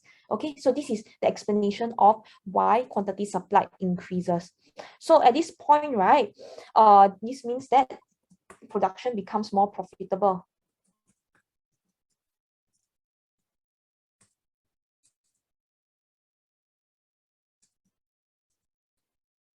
Okay, so prices will increase until shortage is eliminated.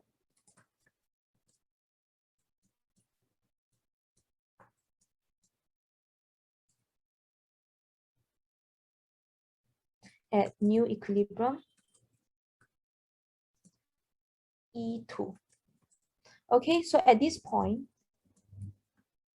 there is no tendency to change anymore.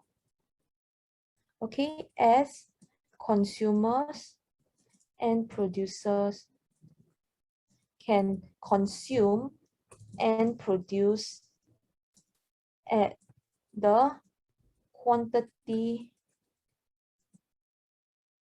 they want, quantity of vegetables they want at the new equilibrium price P2. Hence, there will be a new equilibrium attained. Okay, so this is where what to produce comes in. Okay, then you can just do a conclusion like hence this is how the price mechanism allocates scarce resources. So far, any questions? You can drop a text in the chat. Do you understand what I just shared? Or like anything you want to clarify? So regarding just now,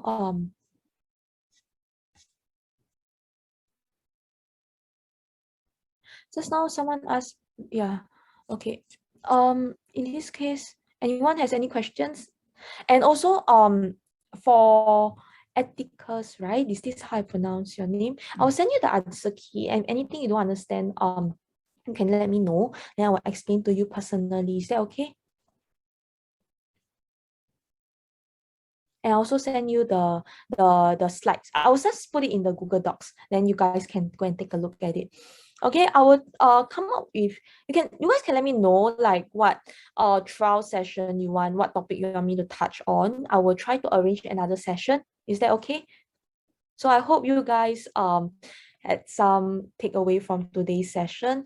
I will just send this recording over as well. So if there's anything you want to raise, you can let me know. Otherwise, we'll end the session here. I have a question. You can hear me, right? Any personal questions you can ask me here. Otherwise, you can drop me a WhatsApp text as well. Oh wait, I have a question. So basically all we need to do is just talk about how marginal private cost, so if no questions, I'll end the session here. Right. Wait, I do have a question. Oh my gosh, can I be even heard? Anybody there? Yes. Can you hear?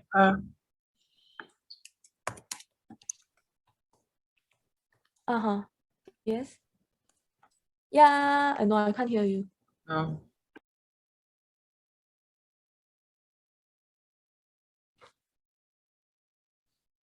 I can't hear you, but I can see what you type.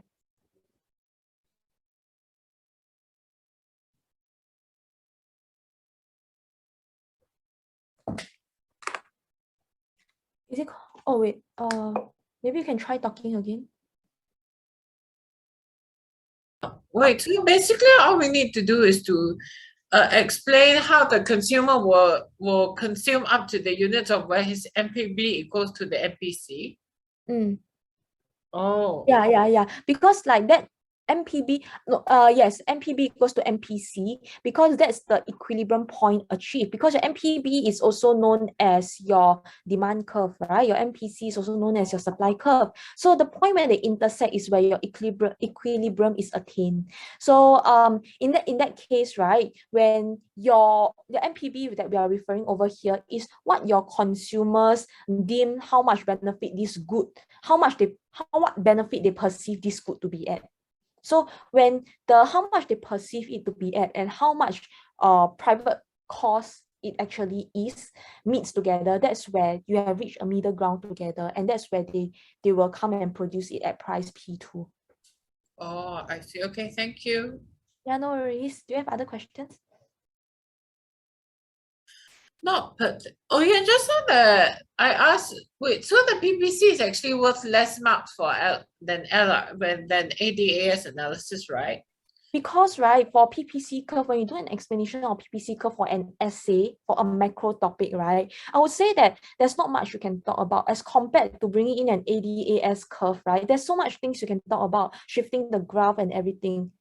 But if let's say it is a case study, then it's a different story because case study is just 5 marks. So whether you use an ADS curve or PPC curve is all right. But if you're going to talk about a whole essay on PPC curve, on recession and actual growth, potential growth, right, I would say that it's not very wise to talk about it because there's not much depth you can go in further to. So it's more like a strategy kind of thing. So for case study, definitely you can use PPC instead of your ADS curve. It's very common, in fact. Okay, so because I've come across different questions for case studies that you can use either PPC or ADS curve, both are acceptable. But I would say that because right when you do essay, it's very distinct. Like this question is a macro question or micro question, correct? So my advice is when you know it's a macro questions, right? Try to bring in macro concept instead of your PPC curve, unless like it's an additional evaluation point that you want to talk about, then yes, you can bring your PPC curve.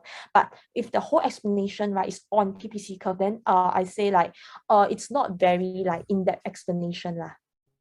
Like when you score your L3 marks, that kind. Yeah, they won't mark you down, but I will say that I don't think you can get the highest marks. Oh, Yeah. I see. Thank you. Oh No yes. worries. Just also one more question. Where would you use a multiply effect? Okay, multiplier effect, right? Usually, I would use it up to some, like for example, when you talk about multiplier effect, most of the time, right, I would say due to multiplier effect, and you just add it in, and then you just come to a conclusion. Because, right, most of the time, when you don't see them talking about multiplier effect, right, it's because it may not be that important. But every time if you're not sure, you just say, oh, due to the multiplier effect, that's why your national income will have multiplied increase, etc. But sometimes when you have to go very in-depth explanation, right, that's why you talk about your circular flow of income, and that's where you explain about your MPC, MPW, MPS. That's where you go into very in-depth detail when you talk about circular flow of income. But when you want to sum it off with a very simple multiplier effect, right, in fact most of your paragraph can end off with, oh, due to multiplier effect there's a multiplier increase. If you're unsure about it, yeah, you won't get marked down. Oh, okay, I see. Thank you. Yeah. So when would you be able to send me the resources? I will send it to you. I will send you the what's that answer key first. Then for the rest, like recording all these, I will get it up by next week. Is it okay? Okay, so how do I contact you directly or Yeah, sure. You can. I can give you my number here. okay. You can contact me at 8488 6359. Via WhatsApp, is that okay? Yeah, it's good. It's all right. Eight Any four six six 8488. 8488. 6359. Okay, thank you so much. No worries. Have a great evening. Bye-bye. Bye. Bye-bye. Siyuan, are you there? Do you have questions? Yes, I'm here. Do you have questions? Actually, I don't have questions. It's just that about today's supply and demand and everything. Like, actually, my school, I think we're going quite slow, so we haven't actually even talked about Oh. supply and demand. So like we only did like scarcity and then yeah. Oh and no, then it must have been hard for you to sit through the whole session because there was a lot of things that not covered in your school year, right? Yes, right. Okay, but I would say that scarcity is actually a very small part of econs. So even though your school is a bit slow now, right? I would say that this demand and supply is actually the main bulk of your micro econs. I would say 1/3 of your econs. My scarcity is really just a very small part. So I believe that as your school progresses, like in the next few weeks, probably you will touch more on demand and supply. Was it very confusing and hard for you to understand for today's lesson? Honestly, it wasn't that hard for me to understand today's lesson, but at the start, like the PPC curve was quite hard to me, like when I did it in school. So you have you touch it on PPC, you touch on PPC curve already? Yes, but we just haven't touched on like demand and supply. Oh, okay. So today's PPC curve, I think I didn't explain more into it. So is there anything about PPC curve that you are unsure of? I'm still not quite sure about how the shift works.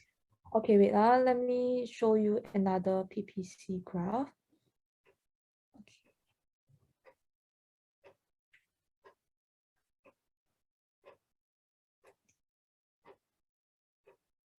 Give me a moment.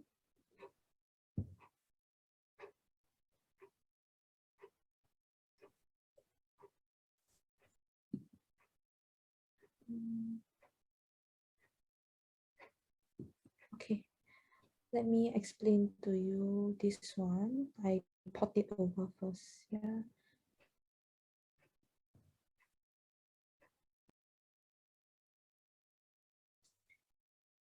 Okay. So how do you find econ so far? Is it hard? I would say that it's actually, I think it's okay like once I get it, but at first, like I said, the PPC curve part, which is I think the more important part, then I couldn't really get it. So, but not that I got more of it, then it's better. Okay, so not to worry, I'll explain to you the PPC part. Actually, PPC is quite okay. Maybe like some people, they find it very challenging in the sense like when you place too much emphasis on it.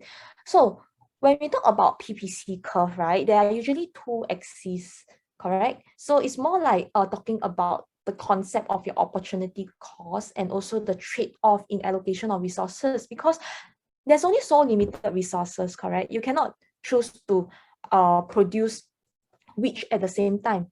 So for example, when you talk about your consumers and your capital good, you cannot produce like 100 capital good and 100 consumer good at the same time, am I right? So it's an either or thing. So when we talk about your production possibility curve, it's more emphasis on your scarcity, choice, and opportunity cost. So in this case, right, always remember the points outside PPC. So what are the points outside PPC? Do you know? Like it's not achievable. Yeah. How about on the PPC? It's optimal. Okay. Yeah. So in this case, right, when you show at point A, it actually shows that your society wants to have as many capital and consumers good at the same time. So it's not achievable because there's unlimited ones already, right? Okay. So in this case, when we show your goods can only be achieved if it's on the PPC curve. So the reason why, right, this downwards PPC curve can be used to explain your opportunity cost, because, right, when your society choose to increase the production of your consumer goods, okay, so for example, from point C to point D means I want to increase my consumer goods from 120 to 160, am I right? So in this case, right, when they choose to increase this production, it means that now I have fewer resources to produce my capital good. So it's a trade-off. So I need to give up my resources to produce capital good in order to produce more consumer goods. Okay, so this is where your opportunity cost comes in, because by producing more consumer goods, there will be the amount of capital goods foregone, and that's where your opportunity cost rises. So when we talk about choices, it's the choices of allocating your resources to capital or consumer goods. Okay, this part can. But how does it show the like opportunity cost? Like which part of it shows the opportunity cost? So when I decided that now I have total, I only have 200 resources. How do I decide whether I want to produce capital good or consumer goods? So what is opportunity cost? I ask you first. It's like the next best alternative foregone. Okay, so it's like it's the next best alternative foregone. So maybe if I produce my capital goods like school, okay, so if I produce school now, right, if I produce, let's say, compared school as well as housing.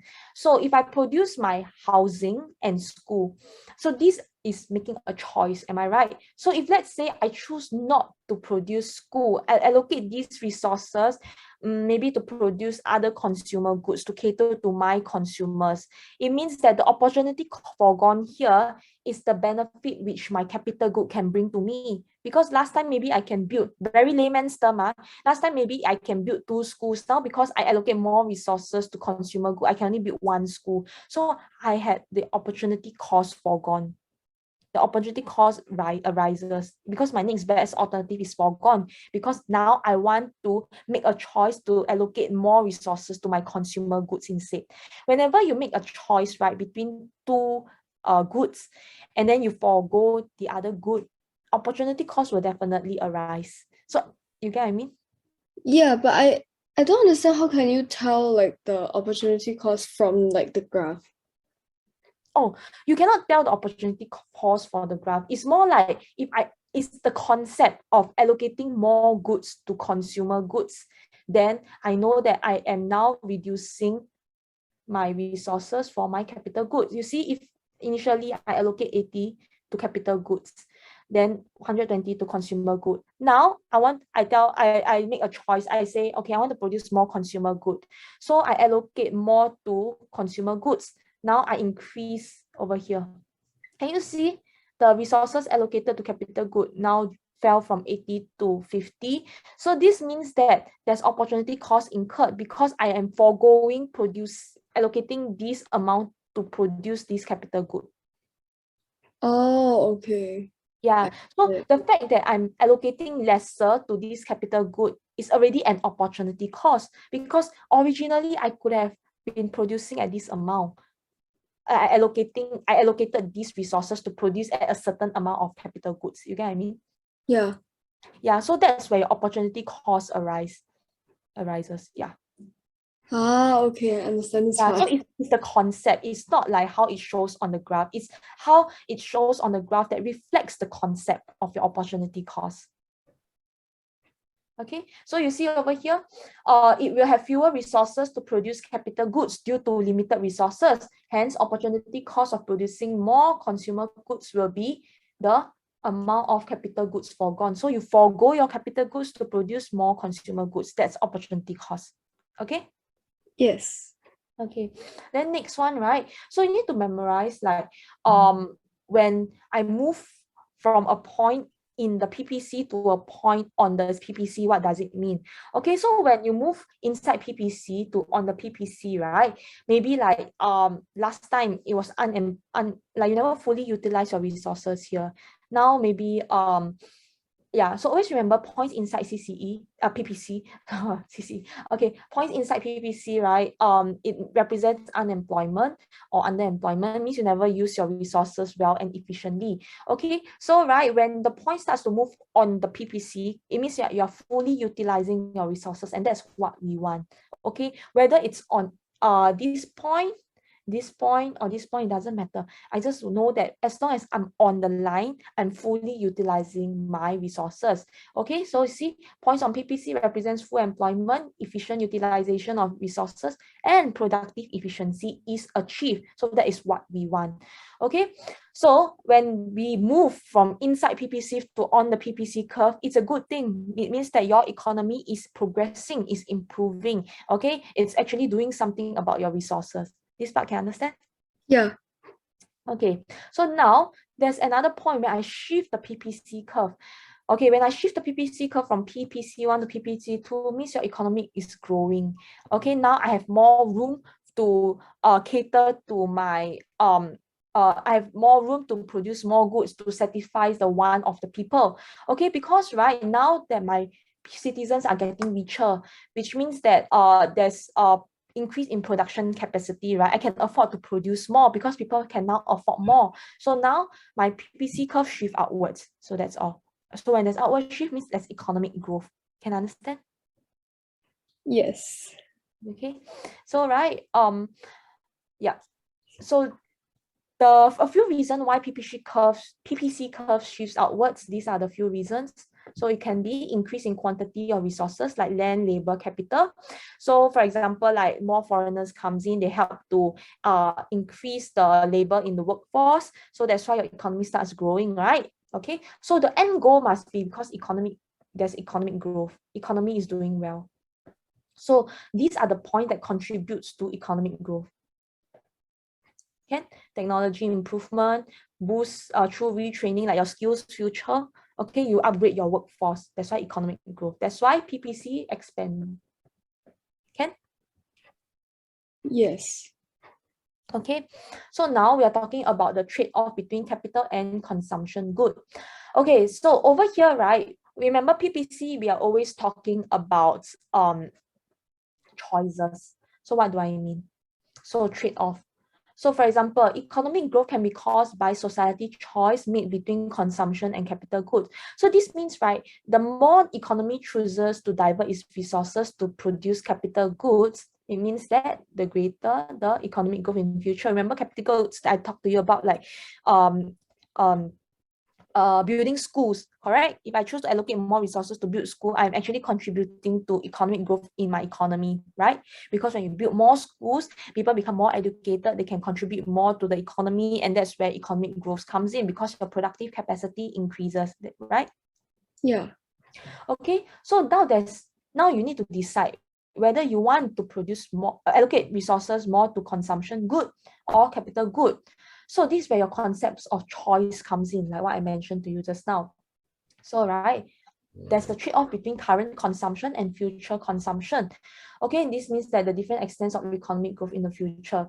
So right, there will be a fall in current standard of living if, let's say, your country choose to produce more capital goods now, because I cannot see the benefit which building schools can bring about. I only see in future when there are more schools, when people become more educated, when people go into the workforce, when more educated people goes into the workforce. So I only see in future. You get what I mean? Right now, I cannot see where my money go to, where my resources go to, in a sense. Okay, so now, so this is what I mean by trade-off. So if you want to enjoy in future, you need to sacrifice now. So you don't see the resources being allocated to you now. So if the economy uses more of its resources to produce capital goods than to produce consumer goods, it will experience greater economic growth in future. Okay, you see, in future, your PPC will just keep expanding. Okay, hence, right, if let's say your country chooses to achieve greater future economic growth, it has to allocate more resources to produce capital goods. Understand? Yeah, so that's basically the whole concept about PPC. It's about trade-off, opportunity cost. Anything you want to clarify? I think I'm okay for now because at first, like when I did this topic, I think this is like the main problem that I don't understand. Oh, okay. So after I explain, do you understand better? Yeah, I Or think it's much better. okay. Yeah, no worries. I'll send you this worksheet as well, so you can take a look at it. And anything you don't understand, you can let me know. Oh, okay, thank And you you. can always drop me a text. You have my number? Do you take down my number Yeah, just now? I took that. Okay, can then other than that, any more questions? I think I'm okay for now. Thank you. No worries. Have a great evening. Bye bye. You too. Bye bye.